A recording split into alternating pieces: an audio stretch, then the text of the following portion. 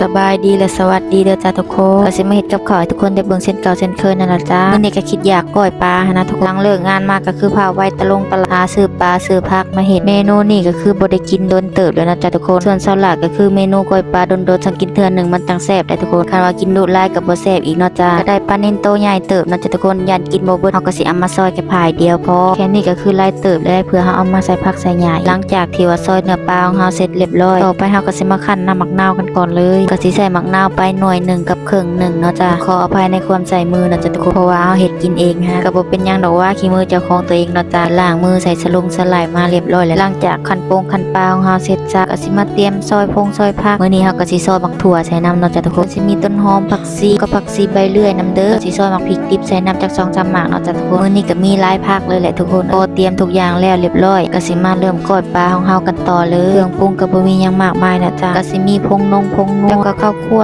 พริกน้ำปลาขาดบ่ได้ก็คือปลาแดกหรือว่าปลาล่านั่นเองเพราะว่าสิเฮ็ดเมนูใดก็ต้องได้ใส่มันจังแซ่บจังนัวนะจ๊ะทุกคนเพราะว่าแต่พ่อแต่แม่เอาพาใส่นะจ๊ะทุกคนเลยว่าเป็นที่ไปที่มาของการใส่ปลาแดกแต่ว่าบ่ได้ใส่ก็คือขาดอีหยังสักอย่างมันเป็นแบบบ่แซ่บนะตัดผ้ามาที่ก้อยก็แล้วเป็นที่เรียบร้อยแล้วนะจ๊ะทุกคนมาจ้ะทุกคนมากินก้อยปลาแซ่บๆนำกันเด้อสลักก็สิเอาไปขั่วเอาเนาะจ้ะเพราะว่าบ่กินดิบนะทุกคนก็ลองกินดิบได้ทุกคนมันบ่ได้อีหลีเพราะว่าเฮาบ่เคยกินดิบนะเวลากินเดี๋ยวก็อยากอีกนะทุกคนมันบ่แล้ว